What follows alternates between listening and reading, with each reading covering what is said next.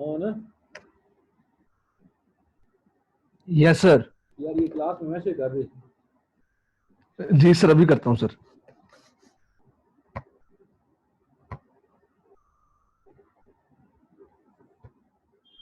अस्सलाम वालेकुम सर जी। वालेकुम सलाम। मसलन इजाज़ अपनी क्लास में मैसेज तो करना यार। जी सर जी, मैं कर देता हूँ अभी। हाँ मैंने भी किया है, फिर ये लोग बैठे हैं। जी सर, मैं कर देता हूँ।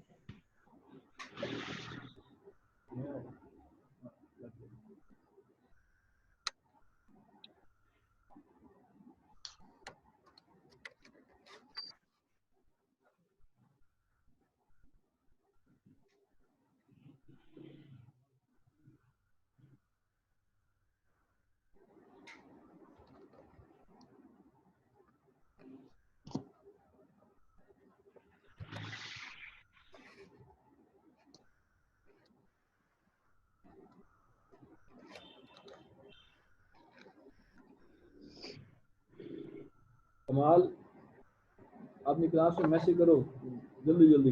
मैंने कब से मैसेज किया है, ज्वाइन को नहीं कर रहा।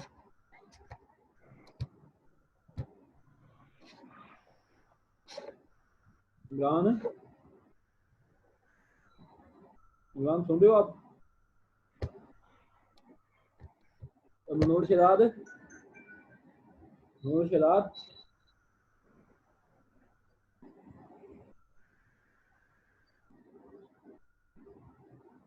मनोर शराद आप सुन रहे हो बेटा? जी जी सुन रहा हूँ सर। लिमिटेशन एक्ट निकालो ना बेटा। जी जी सर सुन रहा हूँ। और लिमिटेशन एक्ट तो निकालो। जी सर, लिमिटेशन निकाल लिया, निकाल लिया सर। निकाल लिया। जी सर। तो सेक्शन 17 पढ़ना।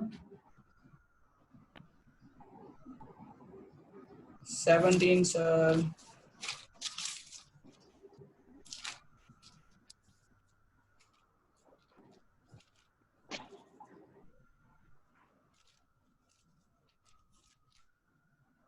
जी sir 17 bar in other cases of the specific performance of part of the contract वाला। और section 17 limitation act. Okay sir, एक मिनट, लिमिटेशन।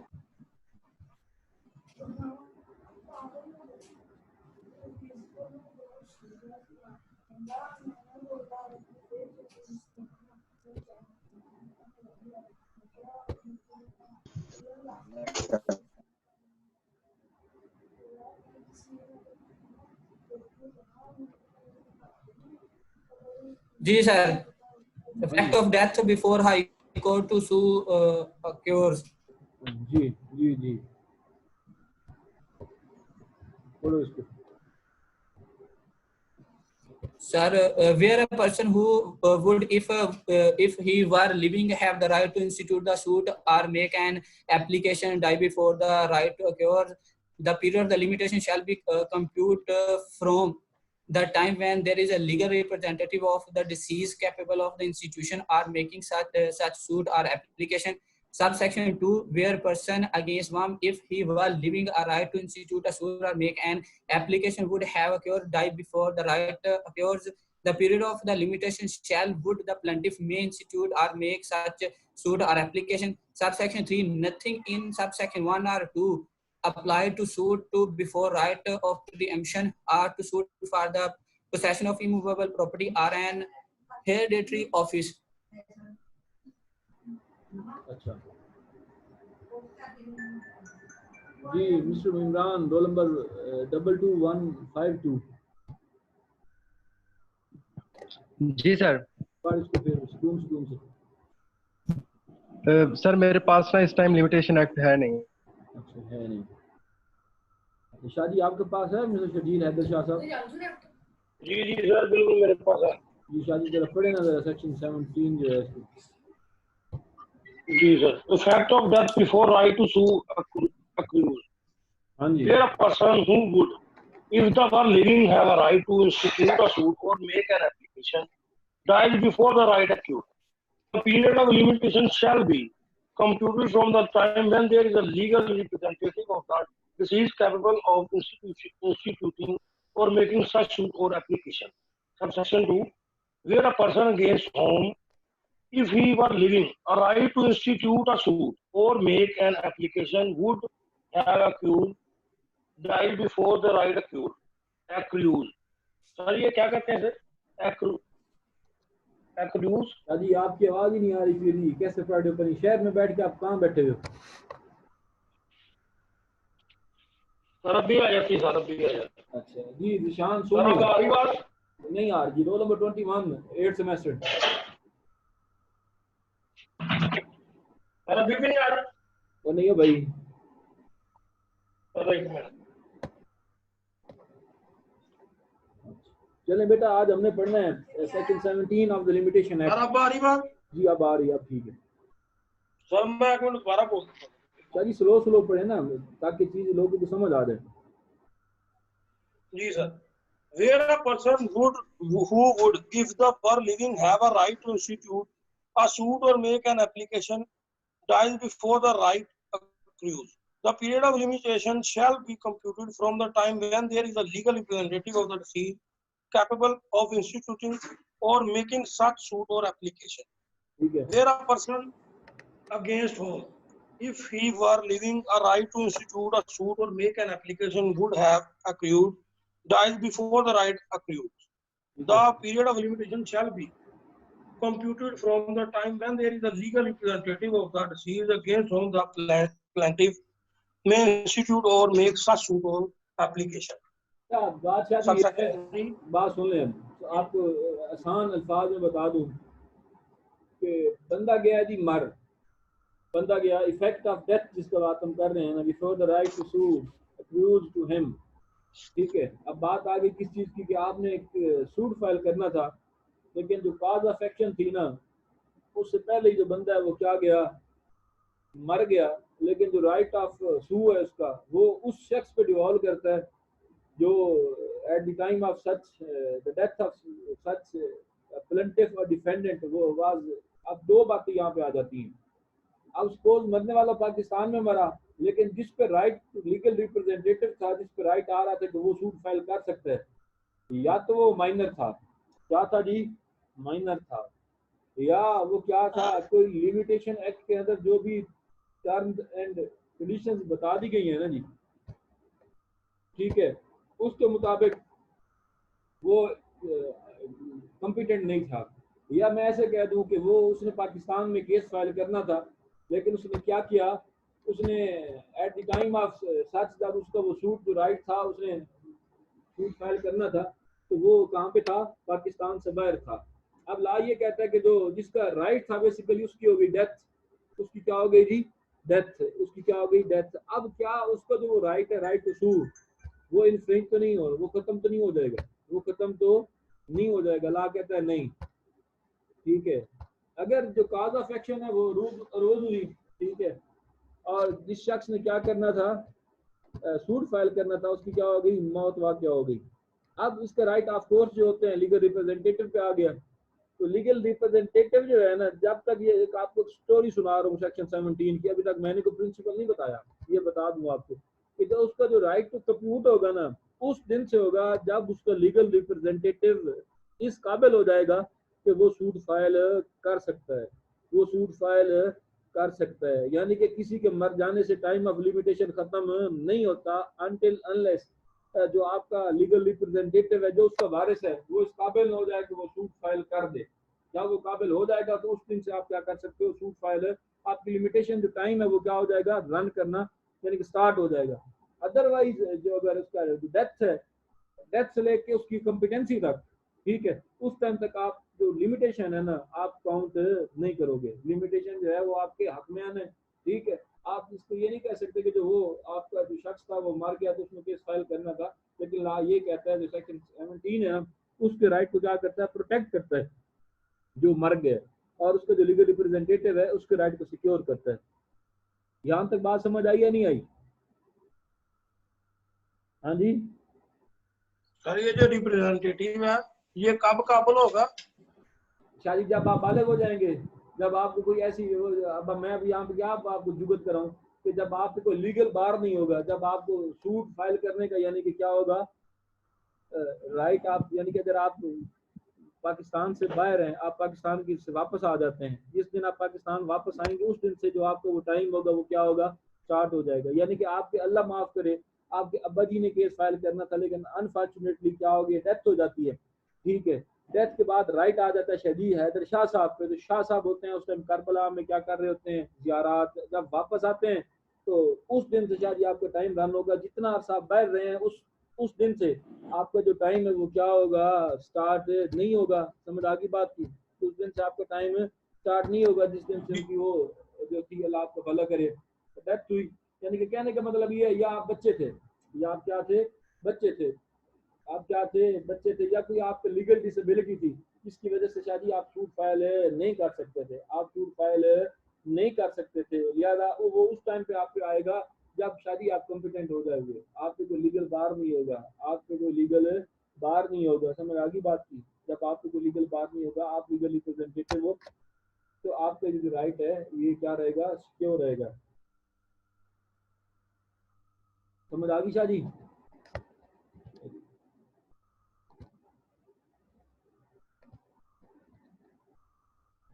जी मुर्शिद, शदीद शाह जी सुन रहे हैं आप मुझे? मुर्शिद यार,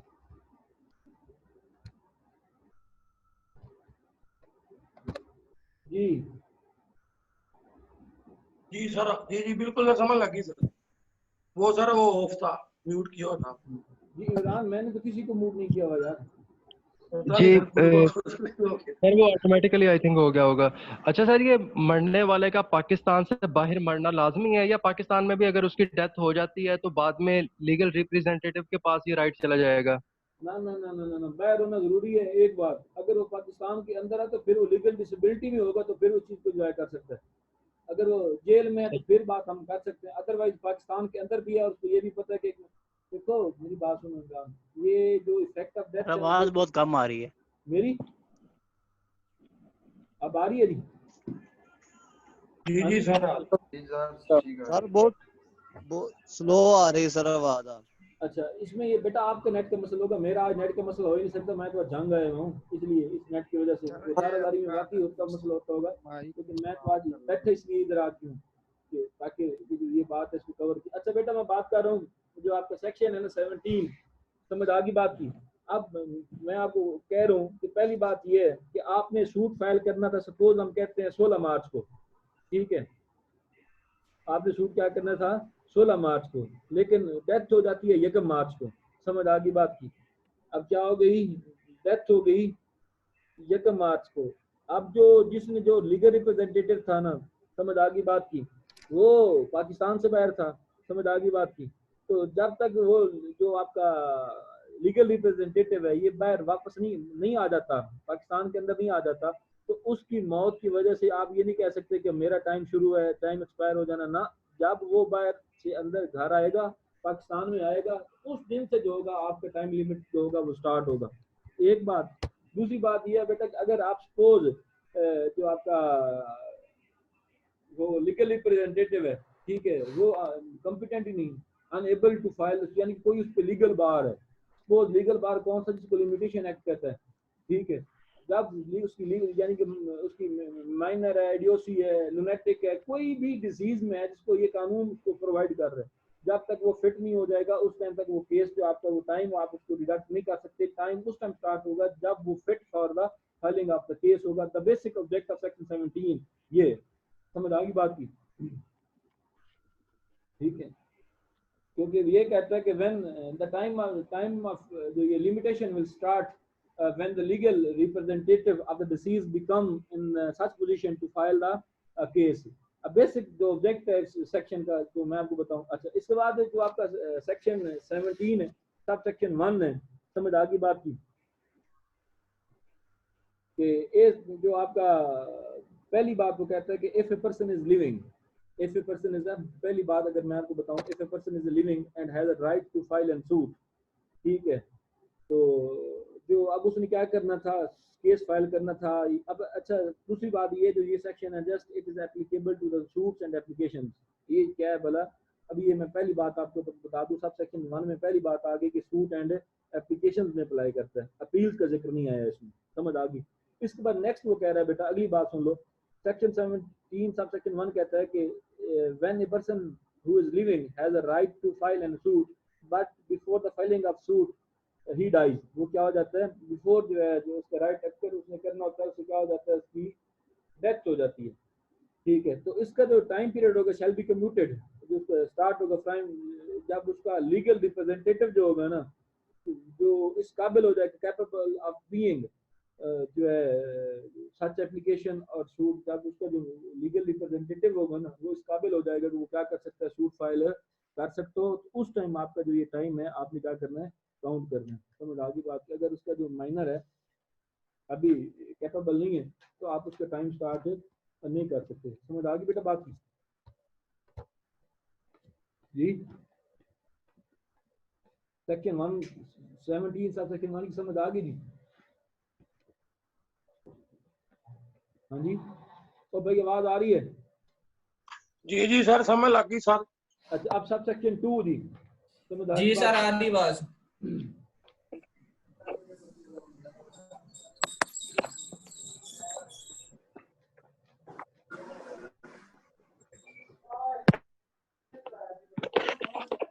इस तरीके से अब दूसरी बात किसकी आ जाती है आपकी सब सेक्शन 2 में, सब सेक्शन 2 में कि आपका लीगल जो सपोज अगर कोई डिफेंडेंट है, आपका कोई डिफेंडेंट है, इसी तरीके से उसका जिक्र आ गया, उसके बाद ये आपको बताता चलूं बेटा, जो सब सेक्शन 3 है ये इसने वाज़ेह तौर पर लिख दिया, nothing in the sub section 1 and 2 applies to the suits. अब ये पहली बात ये लिख लो, सब सेक्शन 3 में उसने वाज़ेह तौर पर लिख दिया कि सेक्शन 17 जो है ना इन केसेस में अप्लाई नहीं करता। अब पहली बात लिख लो, section 17 is not applicable in the following cases, ठीक है। पहला बात, suits to enforce the right of preemption, suits to enforce the right of, भाई ये जिसने माइक ऑन किया है इसको बंद कर लो, हसन इजाज जिसने माइक अपना ऑन किया हुआ है ना जी, इसको आप मेहरबानी आप बंद कर लो ताकि आपकी भी भलाई और मेरी भी भलाई हो। ये यहाँ पे लाइट अब आइए बेटा। अच्छा, अब पहली बात क्या आ गई, ये जो आपका सेक्शन 17 है ना, that is not applicable into the enforcement of the right of preemption, यानी कि प्रीएम्पशन के जो आपका ये सूट्स है ना वहाँ पे अप्लाई नहीं करता।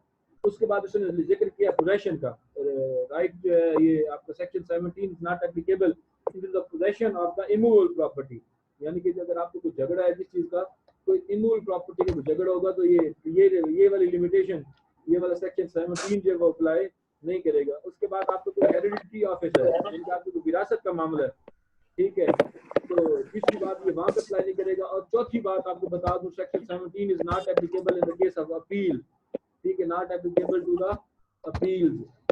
तो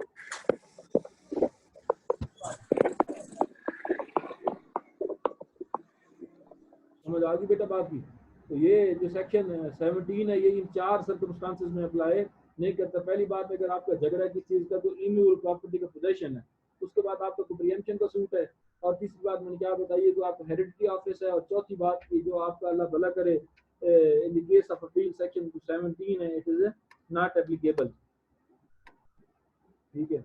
और याद रखना जो आपकी डेथ है ना वो मस्ट भी जो ये सबसे उस जो राइट है ना, राइट टू सू, उसके अक्सर होने से पहले पहले वाक़ हो चुकी हो, ठीक है। उसकी डेथ जो है, डेथ पहले, इसको डेथ जो है अब ये ना कि एक चीज आपका टाइम खत्म हो गया, ठीक है, टाइम खत्म हो गया, आपने यानी कि या तो उसकी दौरान जिंदगी क्या था, उसका जो टाइम था वो खत्म हो चुका था, लेकिन आप बाद में जब आपकी उसकी डेथ हो जाती है, उसका लीगल रिप्रेजेंटेटिव इस चीज को क्लेम करे कि नहीं भाई मेरा तो डेथ हो गई है, तो मुझे तो ये नहीं ला, ये कहता है कि जिसकी कॉज ऑफ एक्शन थी ना, ठीक है, जब उसके दौरान जिंदगी जो उसकी जो वो क्या था, उसकी डेथ उस वक्त वाक़ हुई जब वो क्या हो चुका था, अभी उसका टाइम रहता था, लेकिन जो लीगल रिप्रेजेंटेटिव था वो इस काबिल ही नहीं था, या एब्सेंट था, या वो बीमार था, या वो कोई और चीज से सफर कर रहा था जिसको क्या हो टाइम अभी बकाया था, लेकिन जो लीगल रिप्रेजेंटेटिव था वो कॉम्पिटेंट नहीं था कि वो सूट फाइल कर सके। तो इन हालात में जो सेक्शन 17 है वो क्या करता है, इस चीज को प्रोटेक्ट करता है और इस चीज को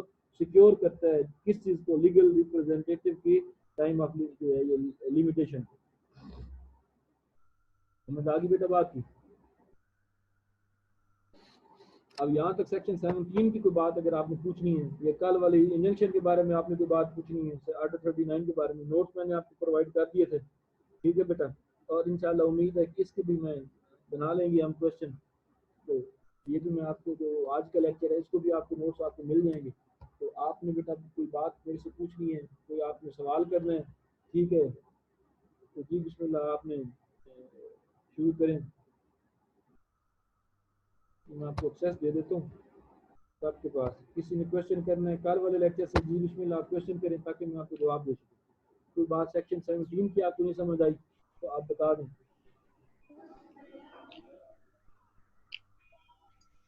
जी कब प्रेजेंटेशन स्टार्ट करेंगे?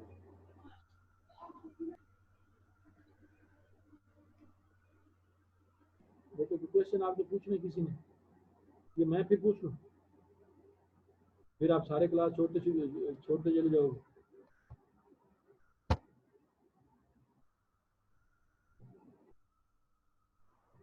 जी असलान वाला साहब सुन रहे हैं जी आप? असलान वाला साहब,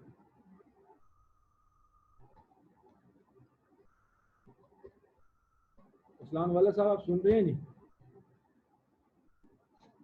अभी वो सारे लोग हैं जिन्होंने सेल फोन रखे हैं आई थिंक। जी यासर अली आप, जी यासर अली आप,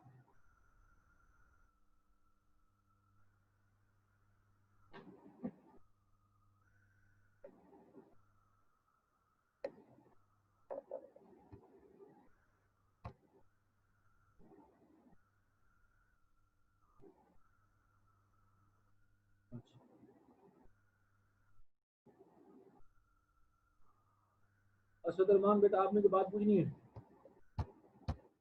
असद रहमान,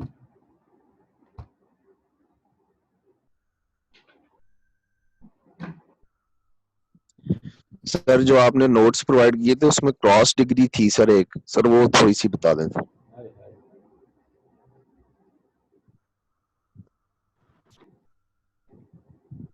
बस साहब आपने पढ़ी नहीं?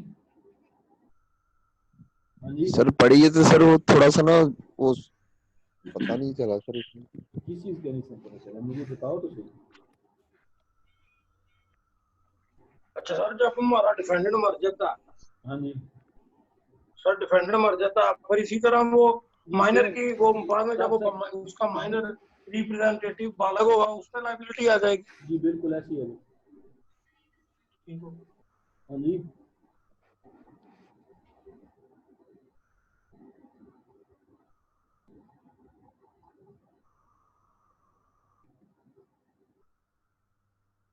नहीं बसा साहब सुन रहे हैं जी आप? नहीं बसा साहब, नहीं जी सर। जी बेटा देखो, अब मैं आपको इसमें बात बताता चलूं, जो आपका है ना क्रॉस डिग्री, ठीक है, अगर आपको याद हो हमने आर्टिकल 21 पढ़ा था, याद है? ठीक है जी सर मैंने कॉल, ठीक है, आर्टिकल 21 रूल 18 लिख लो, आर्टिकल 21 रूल 18, समझ आ गई बात की? अच्छा जो क्रॉस डिग्री होता है ना बेटा, ठीक है, ये जो आपकी होती है सपोज ऐसी डिग्री जो कि दो शख्स है ना, आप में या आपका ये ऑन है, आपके सेपरेट केसेस में एक दूसरे के खिलाफ है, ठीक है, तो आप क्या कर सकते हो, जी एक दूसरे के खिलाफ आप अपनी सेटलमेंट, ये मैंने आपको लिख के भेजा था कल में, जहाँ तक मुझे याद है, ठीक है, आर्टिकल 21 रूल 18 को पढ़ लेना। और इसमें सेटल जो प्रिंसिपल है, यानी कि आपका एक केस में आपके हक में है और दूसरे में यानी कि both persons have in different cases the degree, आप उसके खिलाफ रखते हो और वो आपके खिलाफ डिग्री रखता है, ठीक है, तो जो वो आपका यानी कि एक में आप जजमेंट डेप्टर हो और दूसरे में आप डिग्री होल्डर हो, आप एक में जजमेंट डेप्टर हो और एक में डिग्री होल्डर हो, ठीक है, तो इसे हम डिग्री जो कोर्ट पास करेगी तो उसमें उसको एग्जीक्यूट करवाने के लिए आपको मैंने पहले बता दिया बेटा कि आर्डर 21 रूल 18 में पढ़ा चुका हूँ, आपको अगर याद हो तो, ठीक है।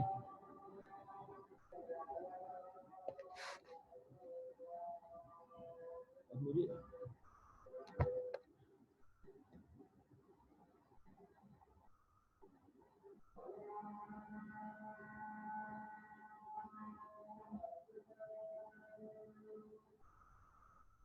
समझ आइए बेटा।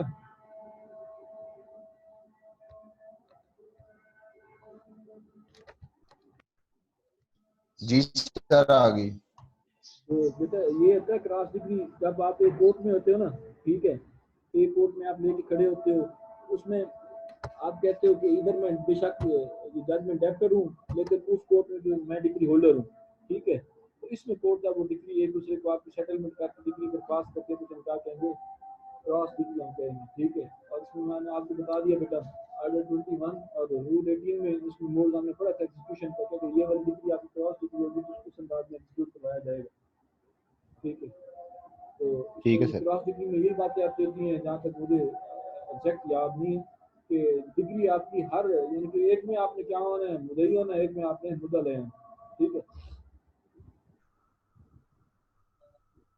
सर उसमें हम एप्लीकेशन दे सकते हैं कोर्ट को कि अगर दोनों हाँ, पार्टीज तो एग्री उसके हैं कि हम। मुताबिक फिर जो कोर्ट डिग्री पास करेगी उसे हम कहेंगे क्रॉस डिग्री। जब आपकी सेटलमेंट हो जाएगी तो उसे हम क्या कहेंगे, ठीक है, क्रॉस डिग्री। Cross degree. ठीक है सर। ये जो हमने नोट्स दिए हैं ना बेटा, उसमें देखो एक तो हमने नोट्स दिए हैं ना, डिग्री बेसिकली 2 टाइप्स की होती है। एक होती है एग्जीक्यूटिव, ठीक है, एक होती है डिक्लेरेटरी। समझ आ गई बात की।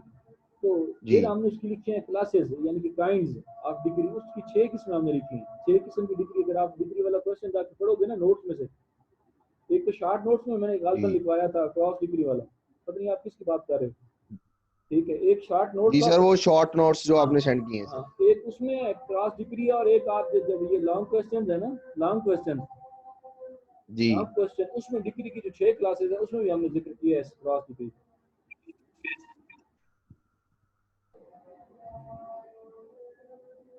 समझ आ रही है बेटा? जी जी ये और कोई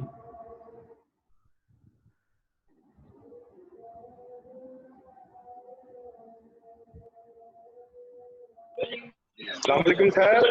अस्सलाम। सर जी कैसे हैं आप?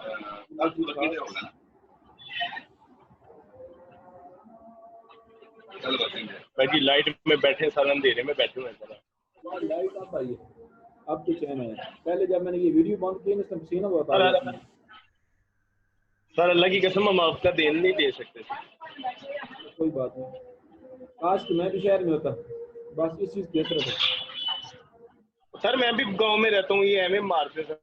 अच्छा, गांव में नजर आ रहा है आपको गाँव नजर आ रहा है जमात। अभी तो मैं सर अभी तो ऑफिस में बैठे हुए सर। अभी तो सर ये बाबर भी मेरे साथ है सर, उसामा भी साथ। मंज बड़ा बंदा है भाई, मंज को कह दो सर कह रहे हैं एडवांस ईद मुबारक, मामा को भी कह दो एडवांस ईद मुबारक। मंज सर कह रहे हैं बाबर तुझे एडवांस में ईद मुबारक, सर कह रहे हैं। सर मैं बैक कैमरा चलाता हूँ सर ये बैठा हुआ है सर। वही कह रहे हैं, इसको कह दो एडवांस ईद मुबारक, एडवांस ईद मुबारक भाई।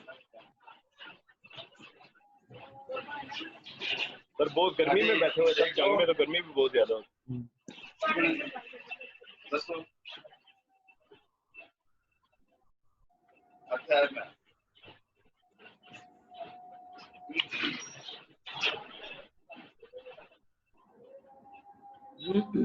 जी बेटा, कोई और बात, ये अजान हो रही थी इसलिए मैं थोड़ा सा खामोश था। कोई और क्वेश्चन किसी ने अगर पूछ लो। जी मुनव्वर शहजाद,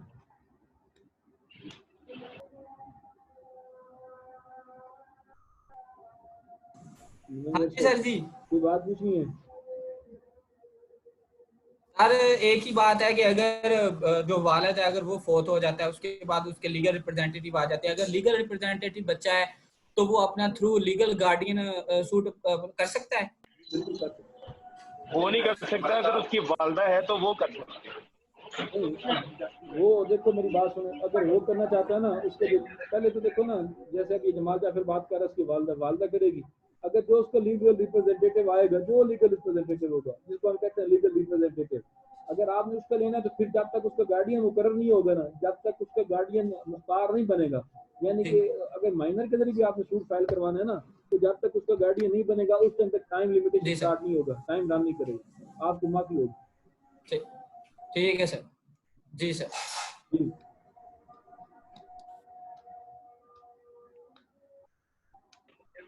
सर ये जो वालिदैन होते हैं ये नेचुरल गार्डियन होते हैं? जी जी बिल्कुल ठीक कह रहे हैं जी आप, बिल्कुल ठीक है। और जी कोई बात?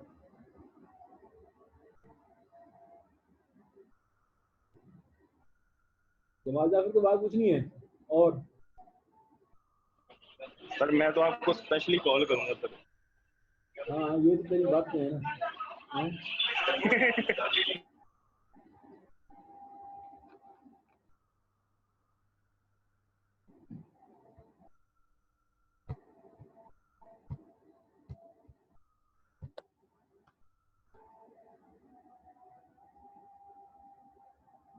अच्छा उसके बाद जी क्या कहते हैं,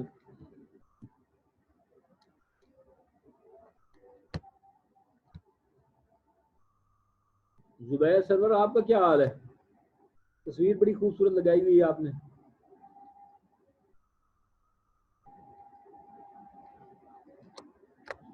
जी mister Mohammad Azam, roll number 49।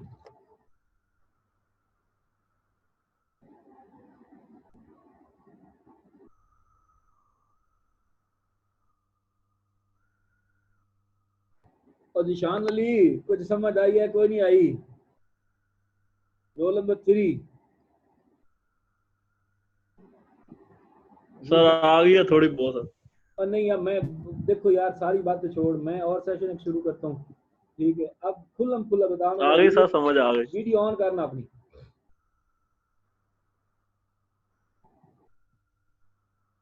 और वीडियो तो ऑन करो।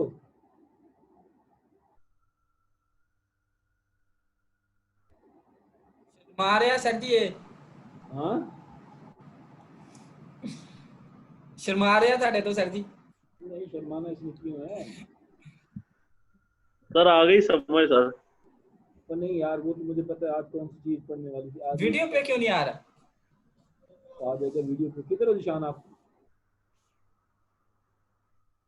बताओ यार किस बात की समझ नहीं आई? कोई पिछला लेक्चर किसी चीज की ना समझ आई हो आप पूछो जी। मैं भी तो आपको इतना टाइम देता हूँ, मैं तो मैक्सिमम 15 या 20 मिनट पढ़ा के छोड़ देता हूँ, इसलिए आपको टाइम देता हूँ क्योंकि ये चीजें जो आपकी एक दूसरे के साथ डिस्कशन, ये जो आपकी जो ये क्लास क्वेश्चन से शायद उससे ज्यादा क्लियर हो जाती है। अब 5 लोग क्लास छोड़ चुके हैं कि सर हमने सवाल ना पूछे, भाई मैं नहीं पूछता, ठीक है? तो आपने अगर कोई बात पूछनी है तो सवाल करना जी बिस्मिल्लाह। जब आपने खुद पढ़ना ही नहीं है तो नजम शाह के पास कुलदीन का चिराग तो है नहीं, ठीक है? एक दफा आप घर बैठ कर पढ़ लिया करो, फिर चीज समझ ना आया करो फिर डिस्कस कर लिया करो जी।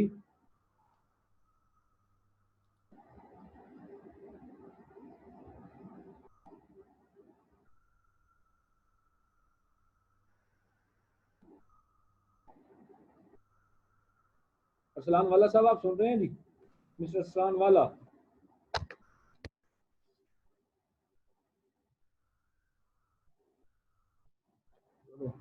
कोई बात नहीं, मैं भी आज ये करता हूँ चेक अभी।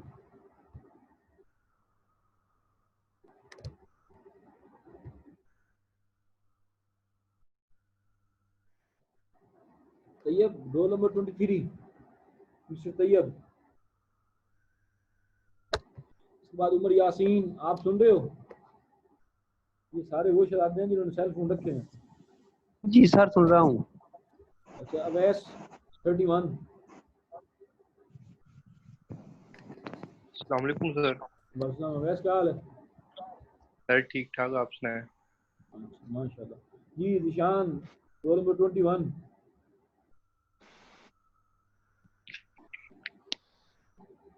अच्छा उसके बाद है जी आसिफ भट्टी, रोल नंबर 77।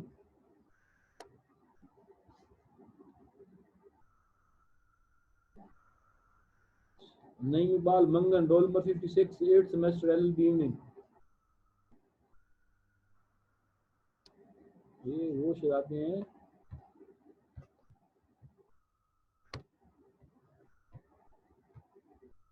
वासिफ साहब रोल नंबर 14 वासिफ चौधरी। जी सर सुन रहा हूँ। माशाल्लाह आप भी हाजिर हैं जी। एतजाज कंबो।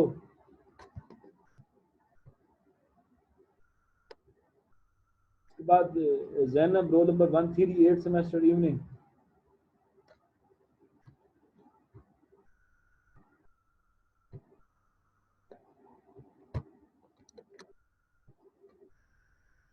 मेरा दोस्त ओन सुल्तान अमान।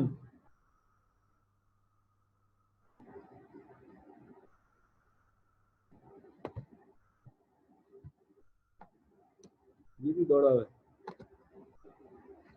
चलें जी, आप सबको एक दफा फिर ईद मुबारक।